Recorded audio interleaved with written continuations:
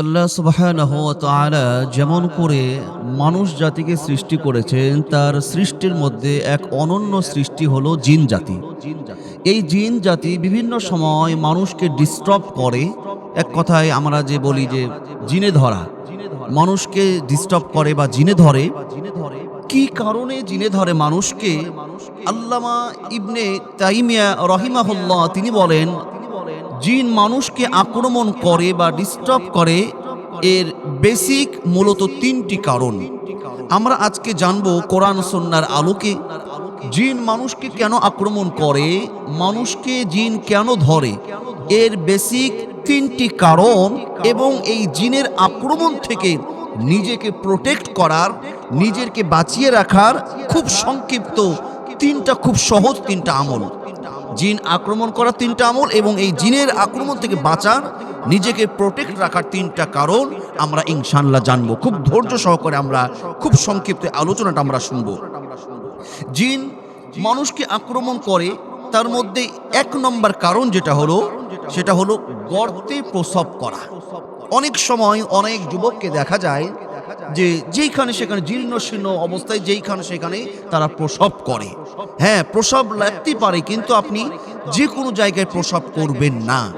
তার এক নম্বর একটি বিষয় হলো যে গর্তে প্রসব করা।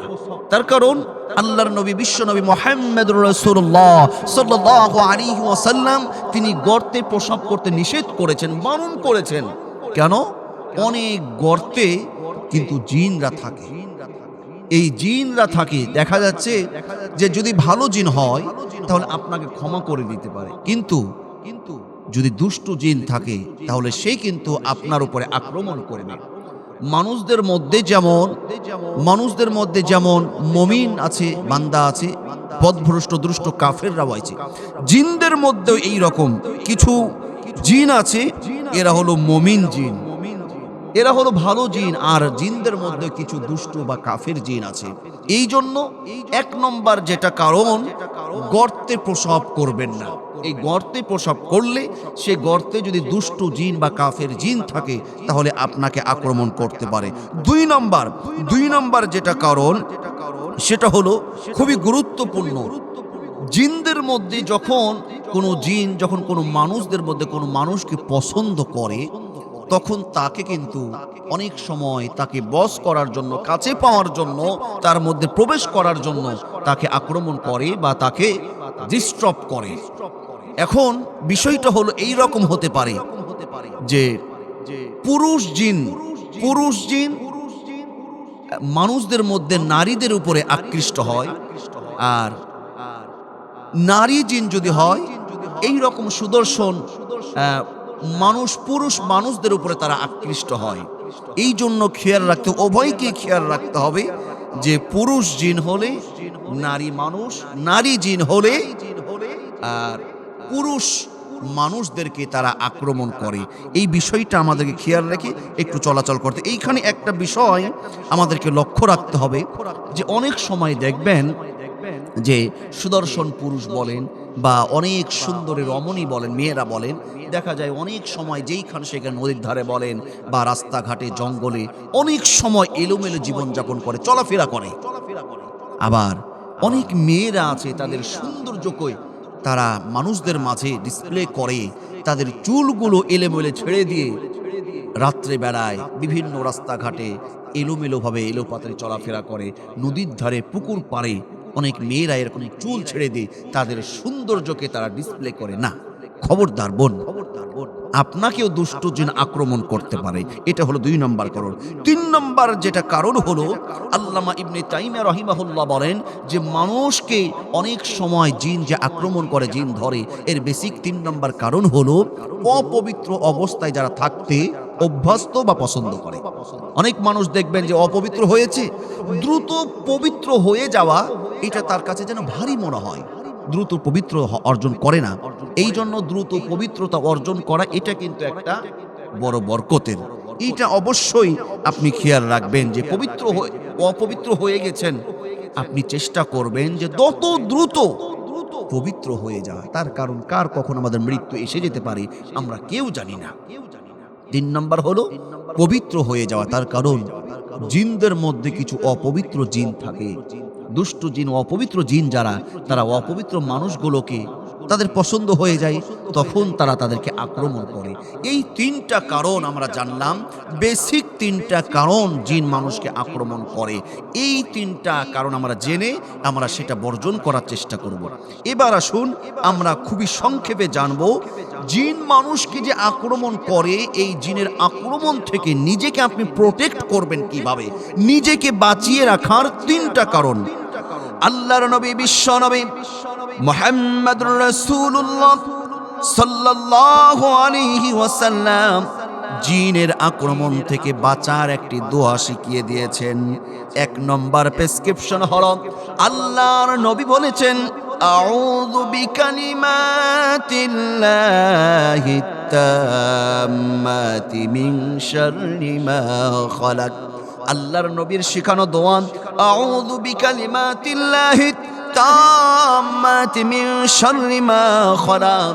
এই কথা বলে আল্লাহর কাছে যে সাহায্য চাইবে, যে আল্লাহ তোমার দরবারে আশ্রয় চাই, আল্লাহ আল্লাহ তোমার দরবারে তোমার সৃষ্টি জীব হতে আল্লাহ আমাদের ক্ষতি করতে যারা চেষ্টা করে, সকলের ক্ষতি থেকে বাঁচতে তোমার কাছে আশ্রয় প্রার্থনা করি। আল্লাহর নবী বলেছেন, সকাল সন্ধ্যা এই দোয়াটা, এই আমলটা যারা করবে, আল্লাহর নবী বলেন যে সকাল সন্ধ্যা এই আমলটা কেউ যদি করতে পারে, এই দোয়াটা, আউযু বিকালিমাতিল্লাহি তাম্মাতি মিন শাররি মা খালাক, সকাল সন্ধ্যা এই দোয়াটা পড়বেন, এই আমলটা করবেন, এক নম্বর প্রেসক্রিপশন, ইনশাআল্লাহ কোনো দুষ্ট জিন আপনার ক্ষতি করতে পারবে না। দুই নম্বর প্রেসক্রিপশন শুনুন, দুই নম্বর যে আমলটা করতে হবে, আল্লাহর নবীর একজন বিশিষ্ট সাহাবী হযরত আব্দুল্লাহ ইবনে মাসউদ রাদিয়াল্লাহু তাআলা বলেন, একদিন আল্লাহর নবী এবং আমি একদিন পথ চলছিলাম। পথ চলতে চলতে দেখলাম একজন ব্যক্তি পাগলের মতন অস্বাভাবিকভাবে সে লাফালাফি করছে। একজন ব্যক্তি পাগলের মতন সে অস্বাভাবিক লাফালাফি করছে। দেখবেন যে গায়ে কোনো শক্তি নাই, গোস্ত নাই, মাংস নাই, মরা সরা। কিন্তু জিন যখন ধরে, জিন কাউকে ধরলে তখন দেখবেন সে মরাটাও তাজা হয়ে যায়। সেই মরাটাকে তখন 8 জন 10 জন মিলে ধরে, তাকে আটকানো যায় না। এমন ব্যক্তি দেখবেন যে গাছে উঠতে পারে না, কিন্তু জিনে ধরলে চিকন ডালে উঠে বসে থাকে। জিন ধরলে তাকে আলাদা একটা শক্তি। আব্দুল্লাহ ইবনে মাসউদ রাদিয়াল্লাহু তাআলা বলেন, এমন দেখছি যে একজন মানুষকে জিনে ধরেছে, অস্বাভাবিক বাচন ভঙ্গিতে সে লাফালাফি করছে। আমি সেইখানে গেলাম। আব্দুল্লাহ ইবনে মাসউদ রাদিয়াল্লাহু তাআলা বলেন, ওই ব্যক্তিটার কানে কানে গিয়ে আমি কোরআনুল কারীমের একটি আয়াত পড়লাম, সেই যুবকটা শান্ত হয়ে গেল। আল্লাহর নবী, বিশ্ব নবী বলেন তখন, মা করাতা ফি উযুনি। আল্লাহর নবী বলেন, ও সাহাবী তুমি কি পড়লে? করাতু, আমি বললাম, সাহাবী বলছে, ইয়া রাসূলুল্লাহ, ইয়া রাসূলুল্লাহ, আমি ওই ব্যক্তির কানে কানে কোরআনুল কারীমের 23 নম্বর সূরা সূরাতুল মুমিনিনের 115 নম্বর আয়াতটা পড়েছি। আয়াতটা হলো, আফাহাসিবতুম আন্নামা খালাকনাকুম আবাসান ওয়া আন্নাকুম ইলাইনা লা তুরজাউন। আল্লাহু আকবার।